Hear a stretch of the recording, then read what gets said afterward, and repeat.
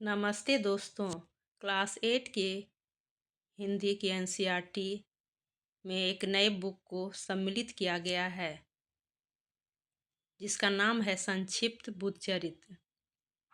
तो आज हम इसी पुस्तक का अध्याय 3 पढ़ेंगे। ज्ञान प्राप्ति, दर्शन परिचर्चा। शांति प्रिय अराडमणि के आश्रम में राजकुमार सिद्धार्थ ने प्रवेश किया तो ऐसा लगा जैसे उनके शरीर की आभा से सारा आश्रम प्रकाशित हो गया हो। मुनि अराड ने दूर से ही राजकुमार को देख लिया और उच्च स्वर में कहा, स्वागत है, आइए। राजकुमार धीरे धीरे उनके पास आए। दोनों ने विधि पूर्वक एक दूसरे का अभिवादन किया, कुशल क्षेम पूछा और फिर मृग चर्म बिछी 2 चौकियों पर दोनों बैठ गए। मुनि ने राजकुमार को निहारते हुए स्नेहपूर्वक कहा, हे सौम्य, मुझे पता चला है कि आप सभी स्नेह बंधनों को तोड़कर घर से निकल आए हैं। आपका मन सब प्रकार से धैर्यवान है। आप ज्ञानी हैं, तभी तो राजलक्ष्मी को त्याग कर यहाँ आ गए हैं। वैसे राजा लोग भोगी हुई राजलक्ष्मी को अपनी संतान को सौंप कर ही वन में आते रहे हैं, परंतु आश्चर्य की बात है कि आप विषयों के बीच रहते हुए युवावस्था में ही लक्ष्मी को बिना भोगे ही यहाँ आ गए हैं। इस धर्म को जानने के लिए आप श्रेष्ठ पात्र हैं। आप ज्ञान रूपी नौका पर सवार होकर दुख रूपी सागर को पार कीजिए। यद्यपि शिष्य को अच्छी तरह जानकर ही उचित समय पर शास्त्र ज्ञान दिया जाता है, परंतु आपकी गंभीरता और संकल्प को देखकर मैं आपकी परीक्षा नहीं लूंगा। अराड मुनि के ये शब्द सुनकर कुमार परिव्राजक अत्यंत प्रसन्न हुए। वे बोले, आप जैसे विरक्त की यह अनुकूलता देखकर मैं कृतार्थ हो गया हूँ। जैसे देखने की इच्छा वाला प्रकाश हो, यात्रा की इच्छा वाला पथ प्रदर्शक को और नदी पार जाने की इच्छा वाला नौका को देखता है, वैसे ही मैं आपको देख रहा हूँ। यदि आप उचित समझें तो मुझे जरा और मृत्यु के रोग से मुक्त होने का उपाय बताइए। अराड मुनि ने कुमार से कहा, हे श्रोताओं में श्रेष्ठ, पहले आप हमारा सिद्धांत सुनिए और समझिए कि यह संसार जीवन और मृत्यु के चक्र के रूप में चलता रहता है। हे मोह मुक्त, आलस अंधकार है, जन्म मृत्यु मोह है, काम महामोह है और क्रोध तथा विषाद भी अंधकार है। इन्हीं पांचों को अविद्या कहते हैं और इन्हीं में फंसकर व्यक्ति पुनः पुनः जन्म और मृत्यु के चक्र में पड़ता है। इस प्रकार आत्मा तत्व ज्ञान प्राप्त कर आवागमन से मुक्त होती है और अक्षय पद अमृत को प्राप्त करता है। अराड मुनि से यह तत्व ज्ञान प्राप्त करने के पश्चात कुमार ने अक्षय पद प्राप्त करने के उपाय पूछे।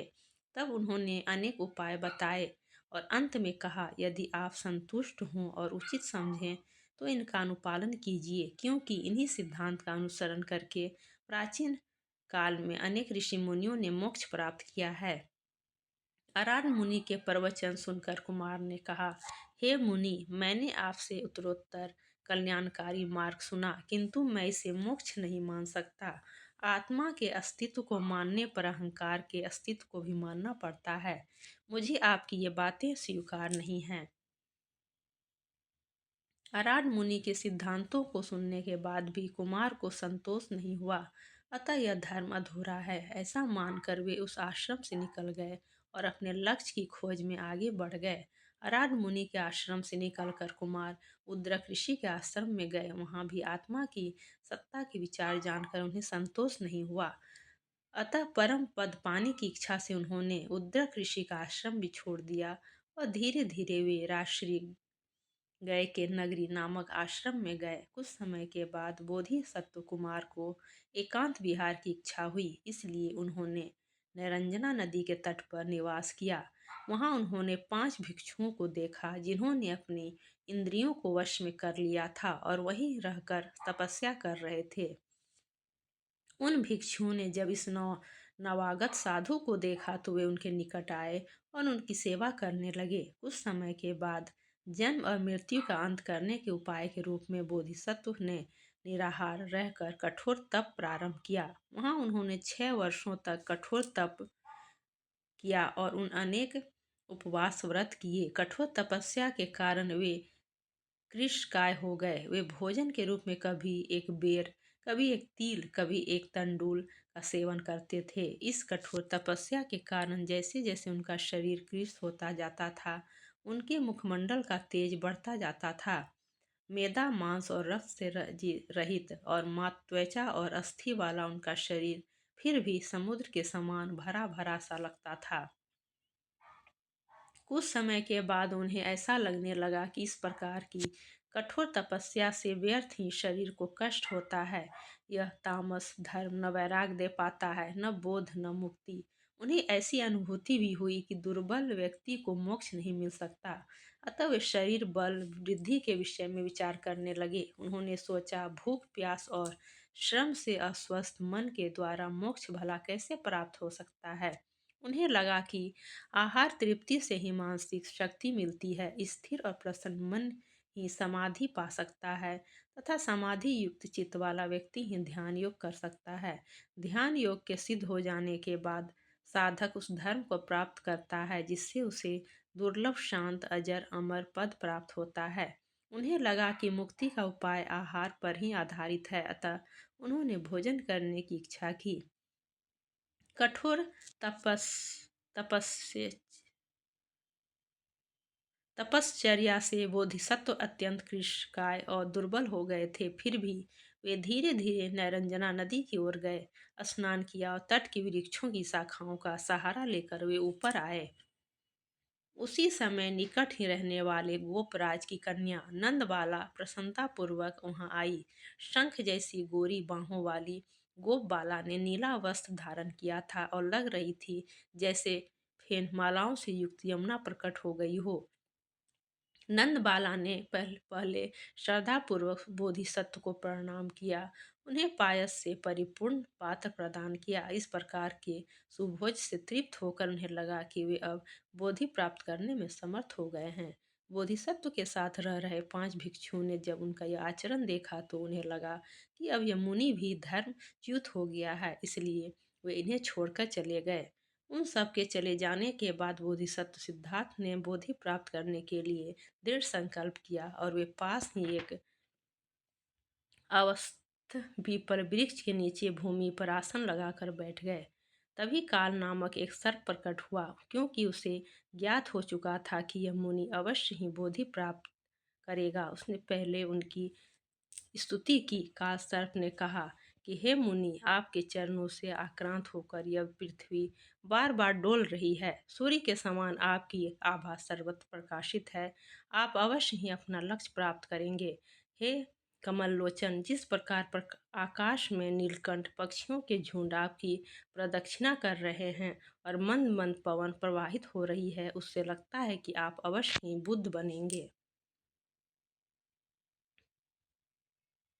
सर्प द्वारा अपनी स्तुति सुनकर सिद्धार्थ ने तृण लेकर बोधि प्राप्ति के लिए प्रतिज्ञा की। वे महावृक्ष के नीचे बैठ गए। उन्होंने निश्चय किया, जब तक मैं कृतार्थ नहीं हो जाता इस आसन से नहीं उठूंगा। जब सिद्धार्थ ने प्रतिज्ञा पूर्वक आसन लगाया तो देवतागण अत्यंत प्रसन्न हुए। सर्वत्र नीरवता छा गई। उस समय न मृग बोले न पक्षी। वे धीरे धीरे नितांत एकांत शांत वातावरण में समाधिस्थ हो गए। मार की पराजय। जब महामुनि सिद्धार्थ ने मोक्ष प्राप्ति की प्रतिज्ञा कर आसन लगाया तो सारा लोक अत्यंत प्रसन्न हुआ। परंतु सद्धर्म का शत्रु मार भयभीत हो गया। उसे सामान्यतः कामदेव, चित्रायुध और पुष्कर कहा जाता है। यह काम के संचार का अधिपति है। यही मार है। उसके विभ्रम, हर्ष और दर्प नाम के 3 पुत्र हैं और अरति, प्रीति और तृषा नाम की 3 कन्याएं हैं। उन्होंने जब अपने पिता को भयभीत देखा तो इसका कारण जानना चाहा। मार ने अपने पुत्र और पुत्रियों को बताया, देखो, इस मुनि ने प्रतिज्ञा का कवच पहनकर सत्य के धनुष पर अपनी बुद्धि के बाण चढ़ा लिए हैं। यह हमारे राज्य को जीतना चाहता है।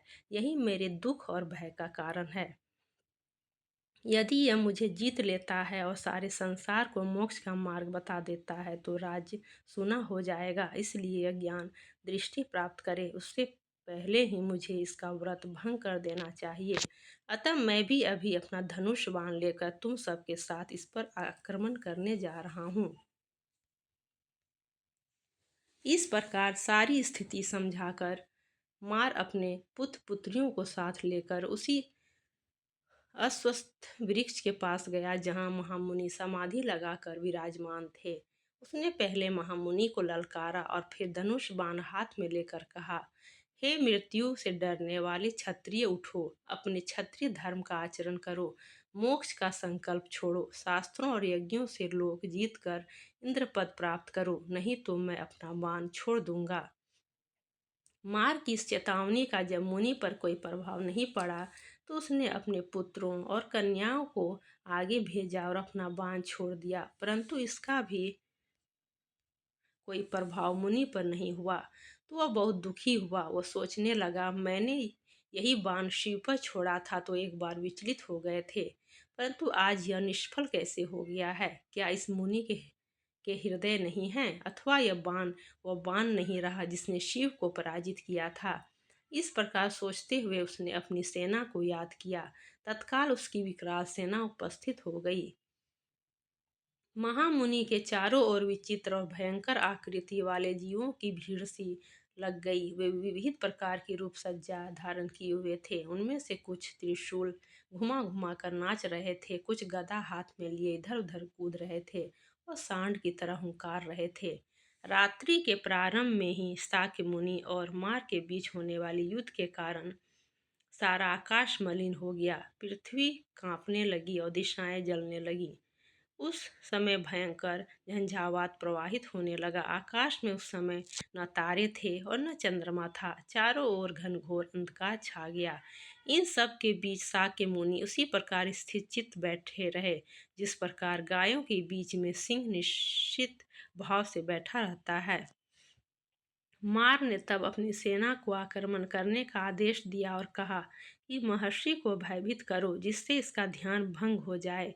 आज्ञानुसार सभी महामुनि को डराने लगे, किंतु जैसे खेल में उत्तेजित बालकों को न व्यथा होती है न उद्वेग, वैसे ही महर्षि इन सब के भयंकर रूपों और क्रियाकलापों से न व्यथित हुए और न ही उत्तेजित।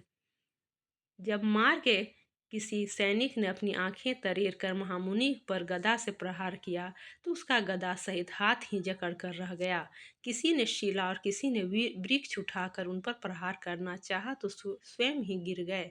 किसी ने उन पर अंगारों की वर्षा की तो मुनि के मैत्री भाव के कारण वे लाल कमलों की पंखुड़ियां बनकर बरसने लगे। शाक्य मुनि अपने आसन से जरा भी विचलित नहीं हुए। इस भयंकर वातावरण से वन के पशु पक्षी आर्तनाद करने लगे। तब सभी भयभीत हो गए, किंतु सिद्धार्थ मार की सेना से भयभीत नहीं हुए। इस पर मार को बहुत दुख हुआ और उसे बहुत क्रोध भी आया।